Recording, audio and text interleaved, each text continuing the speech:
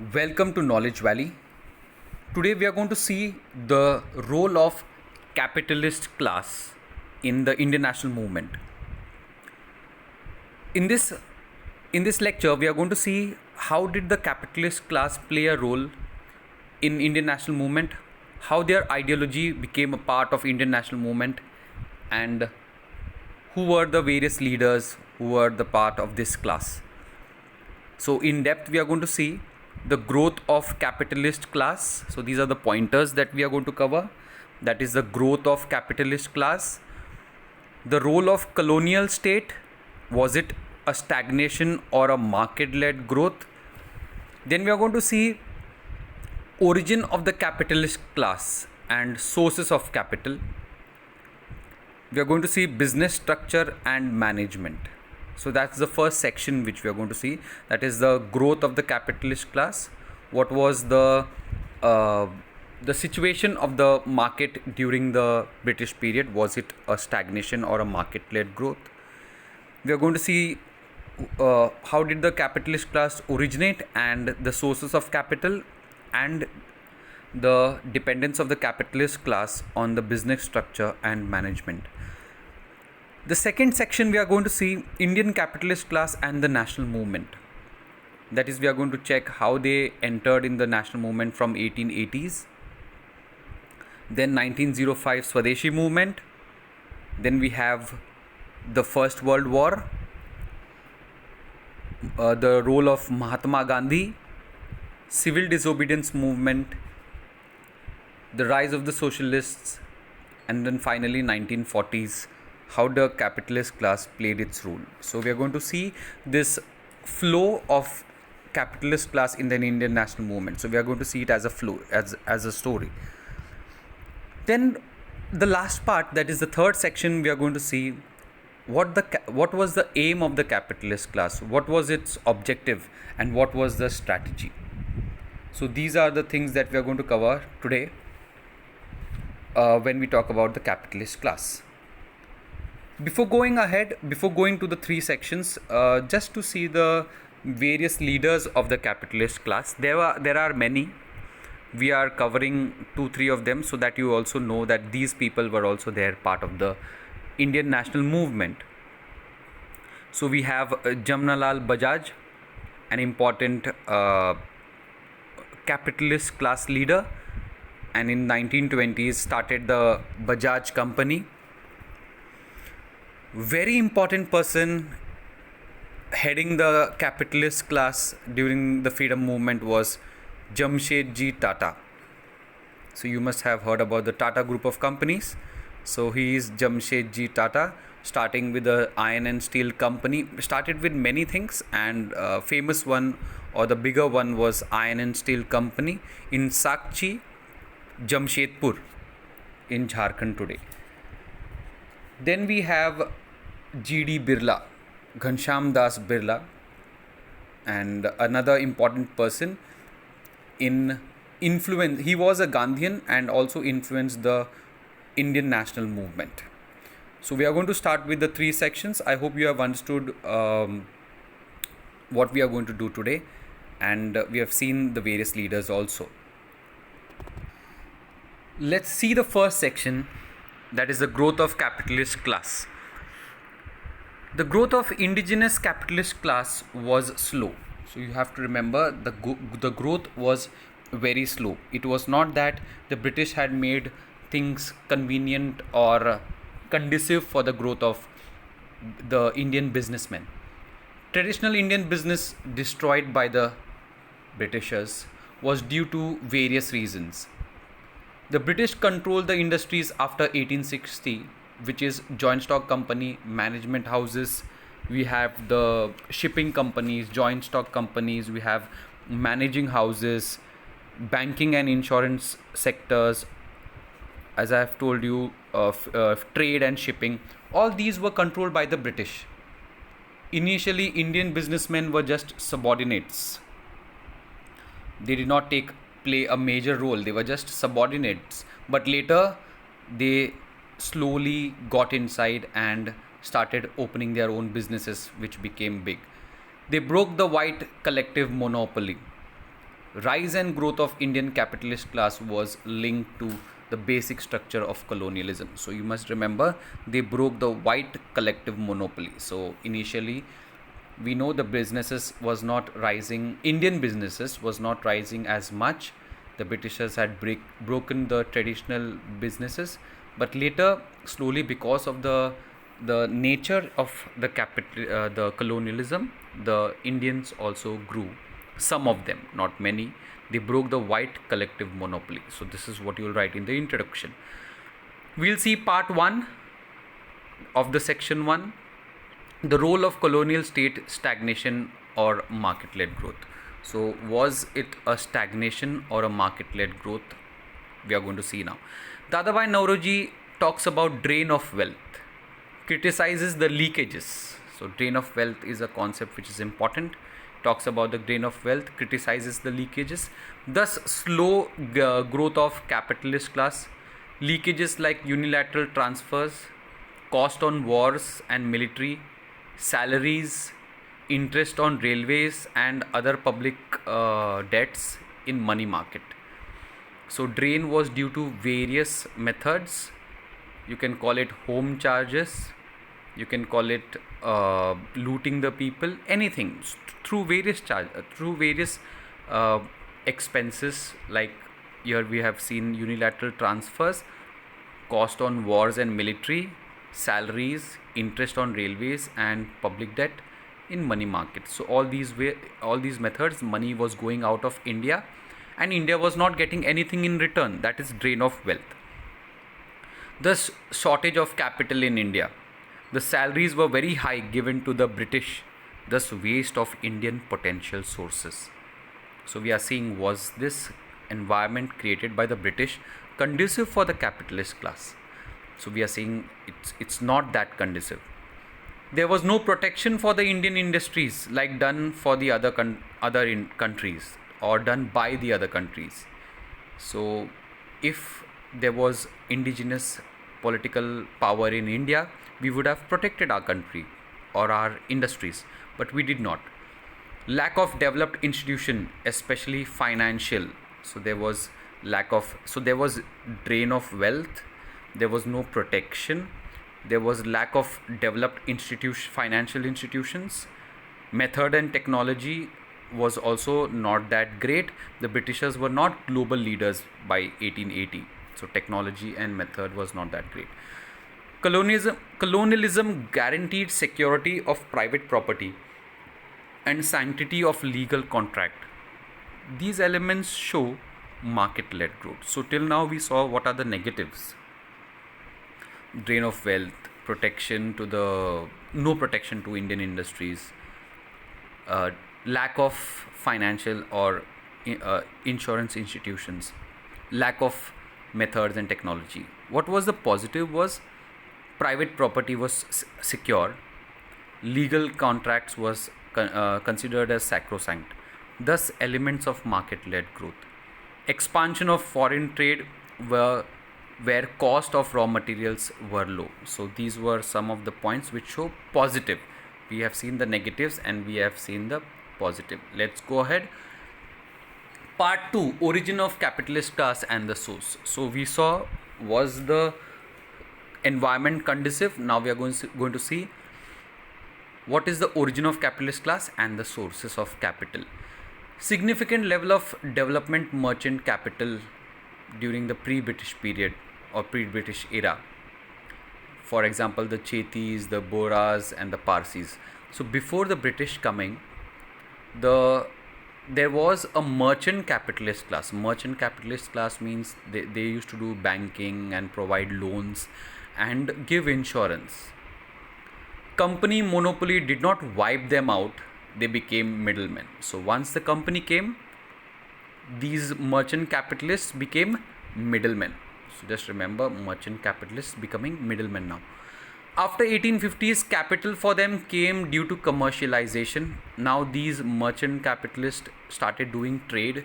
So initially banking, finance, insurance, now start doing trade, commercialization. Trading communities of Bombay, Calcutta benefited. They earned as brokers of European firms after American Civil War, cotton export had a lot of profit.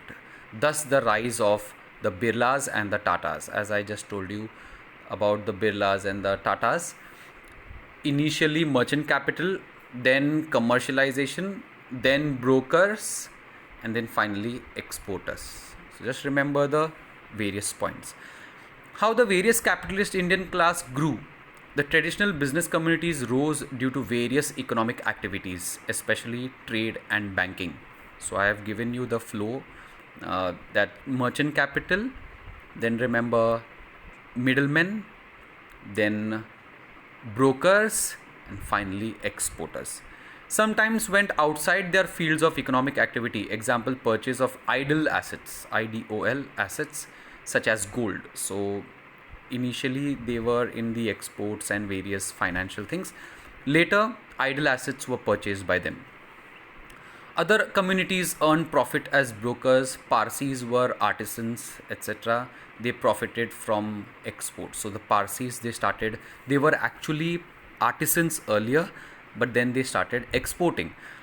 In Ahmedabad, you have the Khojas, the Bhatias, and the Gujarati traders collaborated with Europeans in the cotton mills. So we have the Parsis growing, we have the Gujaratis going.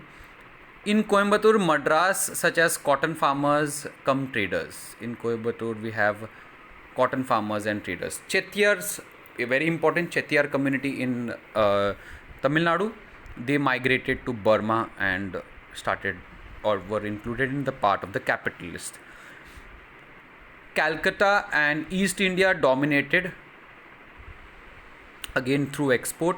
Marwadis initially jute during the interwar period, then they started getting inside the industry. So we saw Parsis, how they grew, the Gujaratis, the eastern part of the country, that is the Calcutta in East India. We have the Chettiars, we have Marwadis growing, and finally in Coimbatore, Madras, cotton farmers. So I hope we have seen various sections how they grew.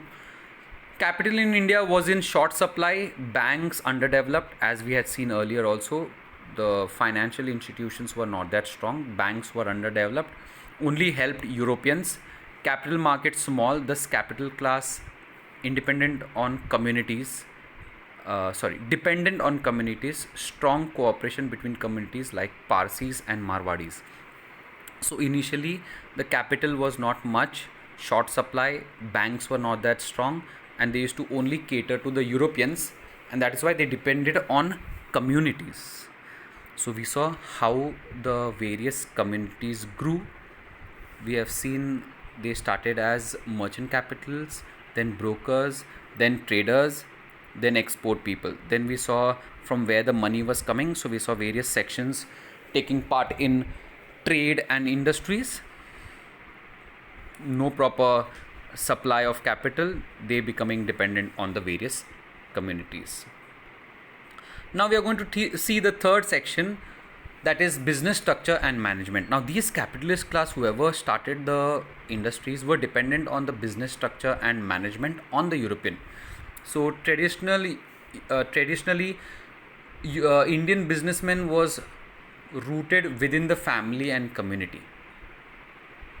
So these business capitalist class, they depended on their family and community for their management and the business.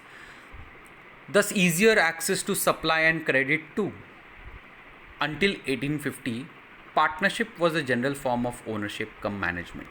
So not much of large scale joint stock companies or large industries. It was very small, so it could have been managed by the family. But slowly the scale started increasing, capital was needed, and that is why managing agency system became important, because one will only invest in those industries or companies where management is proper. So vesting management of joint stock company in so mostly the companies were being managed by managing agency system, okay, and joint stock companies were now in the hands of professional managers who helped the companies in various ways. But you must remember, why was all this? Because reason was firms needed capital, and capital was given to only those companies which were having well managed system, and Indians, we know, were not that educated, so we had to depend on the British managing agency system. But what was the issue? Managing agencies took advantage. For them, it was a method to increase their private fortune, and they illegally speculated in commodity trade, but still managing agencies dominated. As the capitalist class had nowhere to go, they had to depend on these agencies. So we have seen the first section. Now going on to the second section, where the Indian capitalist class played a role in the Indian national movement.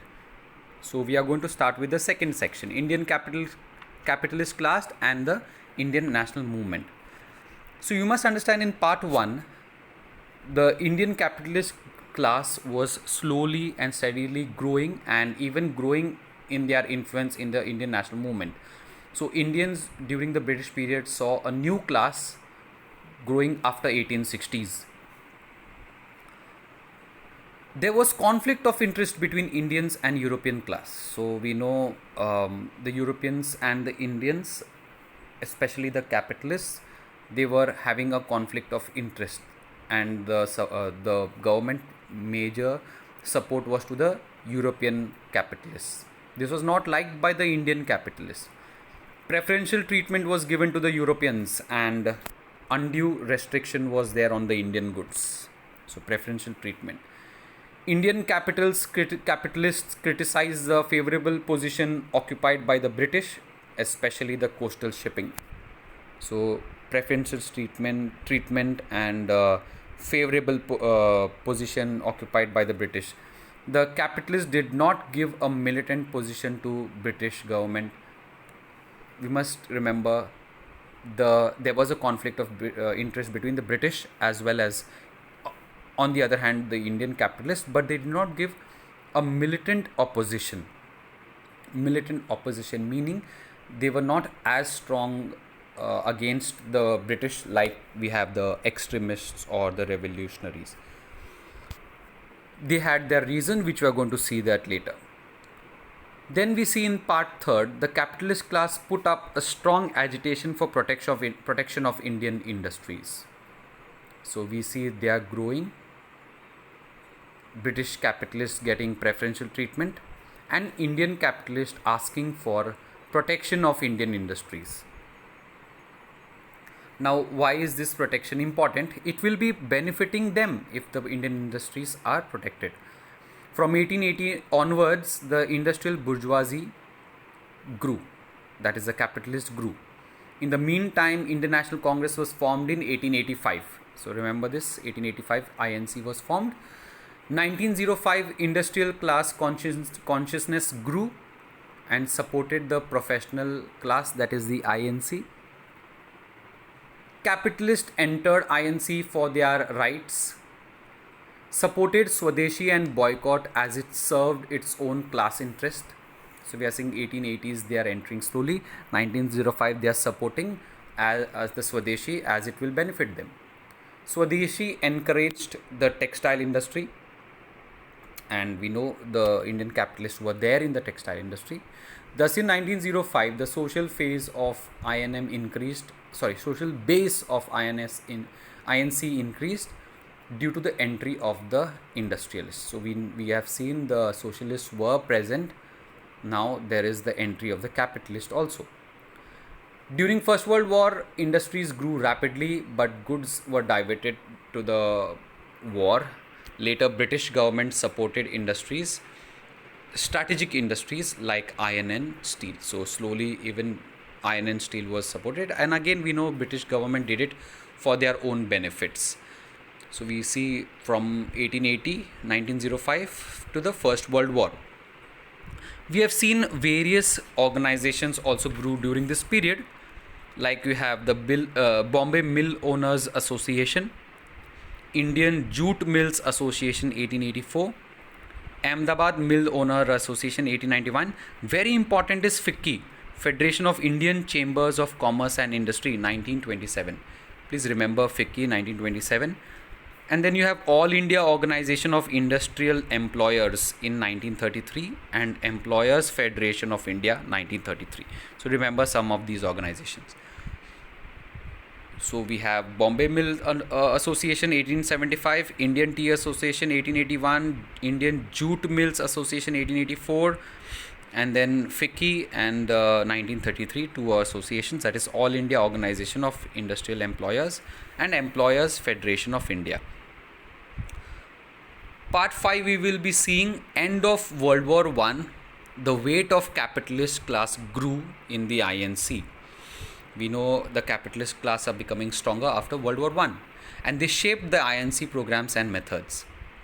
Now we have the next phase, that is the Gandhian ideology 1919-1920. Gandhian ideology strong, and Gandhiji was against the modern machines and industries. Now this scared the capitalist class due to the reason that Gandhiji thought that capitalism with capitalist breeds colonialism. Now, capital fear reduced in the Calcutta session of 1920 when Gandhiji supported Swadeshi. So, initially they were little skeptical, but now their fear is over. The industrialists were not afraid of Gandhiji's program of Khadi and Charkha.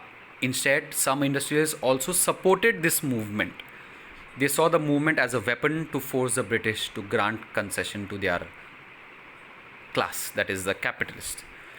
Class harmony, trusteeship, and father-children relation appealed industrialists. So what we are seeing now is, many a times this question is asked: how did the capitalists, how did they see or look at Gandhiji's ideology, and how was Gandhiji's ideology somewhere conducive to the capitalists? So we are going to see that. So when you have to start saying in your answers that initially the capitalists were skeptical, but later in the Calcutta session 1920, the support given by Gandhiji to Swadeshi was able to reduce their fears. Khadi and Swadeshi was liked by the capitalists, even supported, so that they can get some concession from the British. Gandhiji's philosophy of defense against working class movement. So Gandhiji's philosophy acted as a defense against the working class movement, so the capitalists were not completely wiped off. Gandhiji's opposition to class struggle got support from the industrialists. So the socialists, the working class and the peasants were with the socialists, which talks about class struggle. But Gandhiji's opposition was liked by the capitalists. Remember this. During this period, ITAC was formed, which focused on class struggle, but Mazdoor Mahajan, remember Mazdoor Mahajan, supported by Gandhiji, focused on class collaboration. So you have class struggle, on the other hand you have class collaboration. Wealthy industrialists, example Birla, Bajaj, etc., supported the Congress under Gandhiji. So I have told you Jamnalal Bajaj and you have Birla present. Also they were also reviving the handicrafts industry, example All India Spinners Association. Propaganda brought Gandhiji or Gandhism, which idealized poverty and preached love, was subscribed by industrialists. So Gandhi's ideology of love, peace and accepting poverty was like somewhere antithesis or against Karl Marx's ideology of class struggle. So it was this, all these things was liked by the capitalist. So it does not mean that Gandhiji did not have the socialist tinge. We also know Gandhiji was against the modern machine and capitalism, because capitalism breeds colonialism. So we must say Gandhiji was always on the middle path. Mass movement by INC under Gandhiji's principles had pressure value on the British government to satisfy, and one of the demand was the capitalist demand was satisfied because of all this. Next part, we see how Indian industrialists and zamindars were interlocked, and thus the Indian industrialists did not talk about the agrarian reforms and INC did not talk much about the agrarian reforms. So till now what we have seen is, we saw 1880s rise of capitalist, we saw Swadeshi, we saw during World War, special focus on Gandhiji during or you can say 1920s, Gandhiji and capitalists. So just remember, many a times such questions are asked. And next part 7, we are seeing that not much was spoken about the capitalist or Indian National Congress about agrarian reforms, because the industrialists and the capitalists were mostly interlocked. In the zamindars later became the capitalist. Then we have the second last part, that is in 1937, left nationalists charged Gandhiji with capitalist leaning. So they started criticizing Gandhiji, saying that he was a capitalist. Somewhere we see police force was used against textile workers in Bombay. Trade Disputes Act was passed, and even Ahmedabad Solapur workers banned, thus showing that some tilt towards the capitalists, and arrest and deportation. Last part we'll be seeing monopoly phase of development. In the last phase, in the 40s, we have we have the monopoly phase, where the depleting or diminishing number of capitalists to almost monopoly has started. Few capitalists now became powerful. Small group of industrialists and financiers controlled over various aspects. So monopoly phase, and financiers controlled over various aspects of people's life. Example, Birla brought the entire group of papers. Finally, monopoly control over various sections. So we saw 1880s, 1905 World War, Gandhian phase, 1930s, and finally 1940s. So just remember this. We are going to do part 2 now. Now we are going to see the third segment. In the first segment, we saw how did the capitalists rise and what was the situation during the British rule. Second segment, we saw the flow, that is, how did the capitalists take part in the Indian national movement.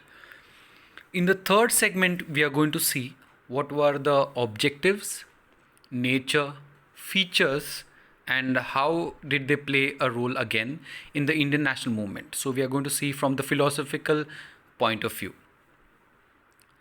Indian capitalist and the Indian national movement, we can say segment 3, part 1. On one hand, Indian national movement got capitalist concessions and also helped them with conflicts. On the other hand, they helped them with conflicts with the British capitalism.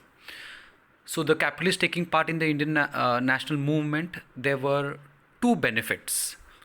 They got the concessions and they also helped in the conflict.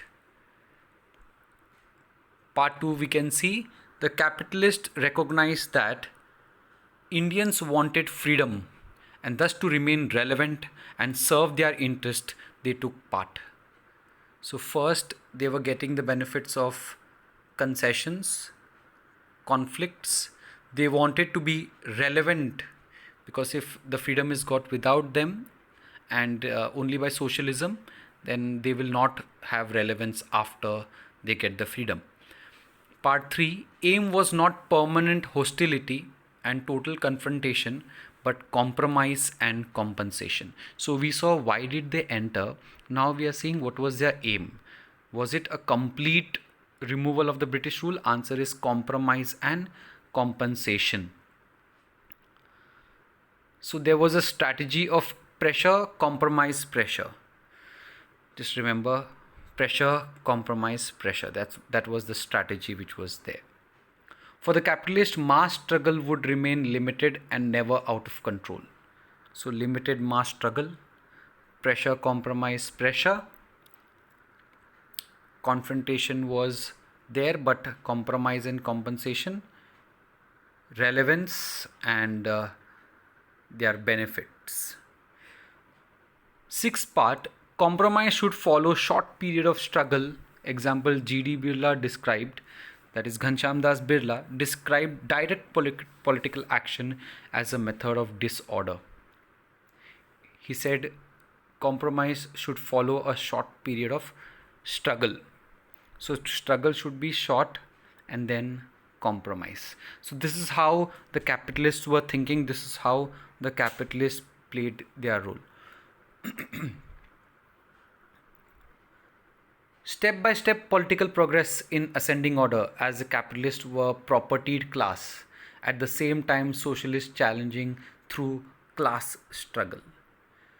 So what was their method? It was step by step. They didn't want like a revolution which the socialists were thinking. As they were the propertied class, so anything happens, the Britishers would have targeted them. Plus, they had the challenge of the socialists. The capitalists therefore did not represent the comprador class or a junior partner.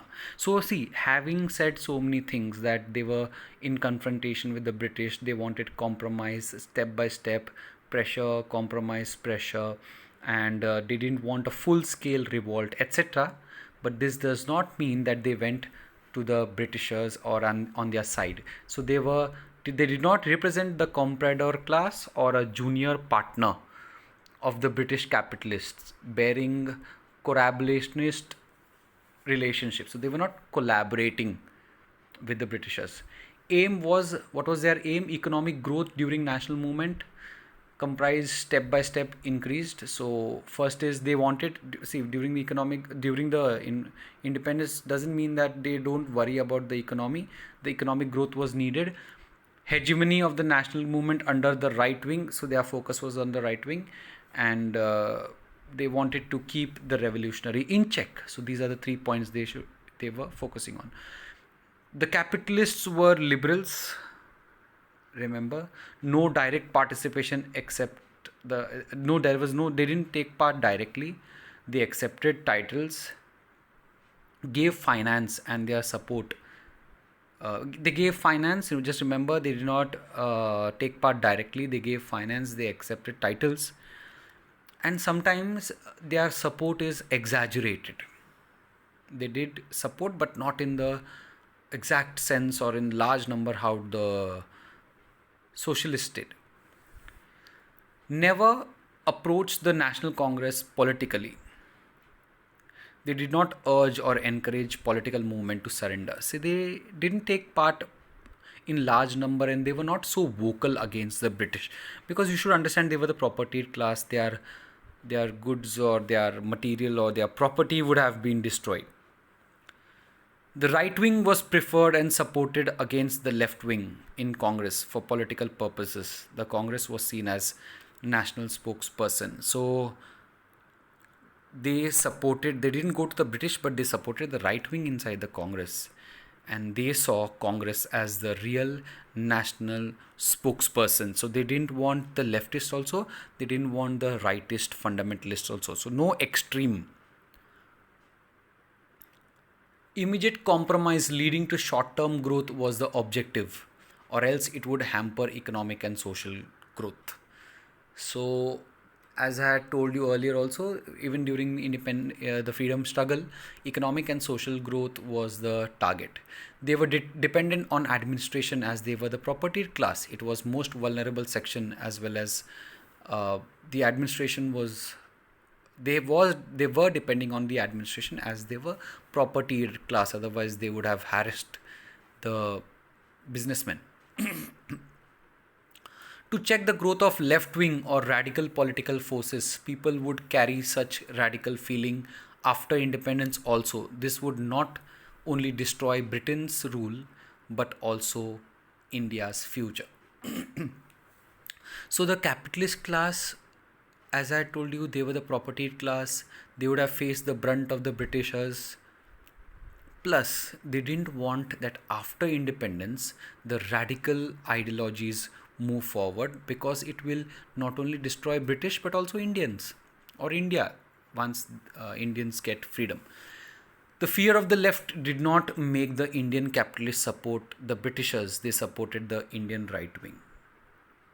So support was for the Indian right wing, though not the very radical ones.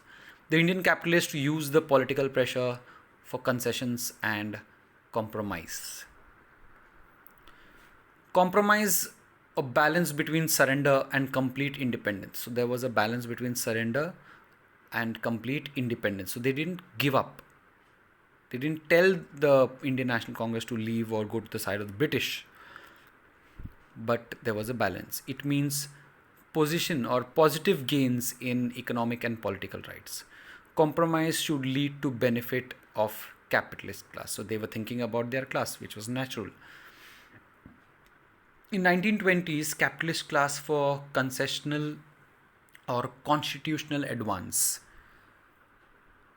So in the 1920s, the capitalists focused on the constitutional advance.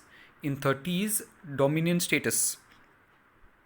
In 39-45, transfer of power to national government.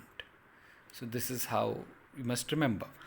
Compromise concession reduced political temperance and temperature and created a balance. So capitalists were important for the balance.